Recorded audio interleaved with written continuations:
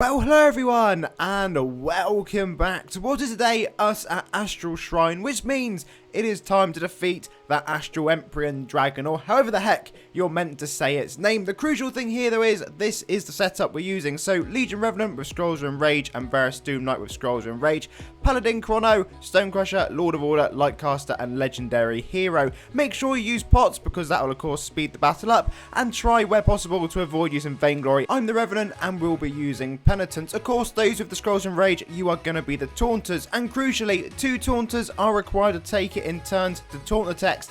Behold our Starfire. I'll explain that a bit more in a minute, but you don't need to loop taunts or anything like that. Just take it in turns to use your taunt when that text appears on screen. Exactly the same as when you do your temple runs. Okay, then we have when the flashing red zone appears, quickly run across the other side of the lake. When you see that red flashing zone, do not be standing in it. It will nuke you with silly damage. If one of your team members dies, over 2 million HP is regenerated, so just don't die is the key really. And then try to time heals for after behold our Starfire text, because the boss will deal plenty of damage when that appears, so you want to make sure your healers are ready to go and get you back up. Anyway, as we said, apply your bots pre-buff as always, and away we shall go. We'll focus on the taunting aspect first of all. I'm Legion Revenant, I am Taunter 1, and then Kimon is Taunter 2 using that Varus Doom Knight. So crucially, I'm looking out for the text appearing on screen, which is this right now. When you see behold our Starfire, that is the cue for Taunter 1 to use their Scroll of Enrage. If you look really carefully, the next set of text is about to appear, and you'll see behold our Starfire is there again, and this time it is the turn of Taunter 2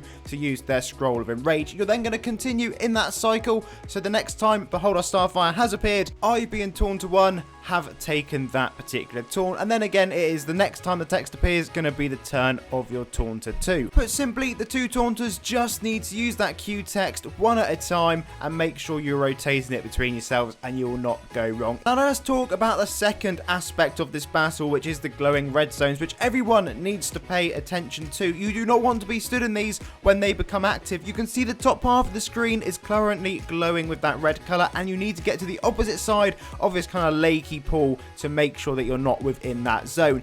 Weirdly, in this battle, it seemed to always happen to the top half of the map. It does also happen to the bottom half, so if you're on the bottom and it glows, you need to get to the top, and if you're on the top and it glows, you need to get to the bottom. You can literally just run straight up and down the screen. Don't worry about going around the edges. You can sort of see the outlines of where everyone's going. Just get into the lake pool in the middle and then go top or bottom depending on where that red zone's flashing. Just go to the opposite side of it, and again, you'll be absolutely fine. I have no idea why on earth that was only happening in the top half in that run. It must have just been some weird RNG stuff. You will find it incredibly useful if you hide all players before going into the battle, and this is just confirmation of the classes that were used in the particular run that we just did. It took us about 1 minute and 15 seconds ish, somewhere around there. You can do it about 30 seconds quicker. We know that speedrun strategies are out there. Massive shout out to everyone who you can see on screen who ran through that battle with me and made sure we did it a few extra times so that no one died on the run that we used.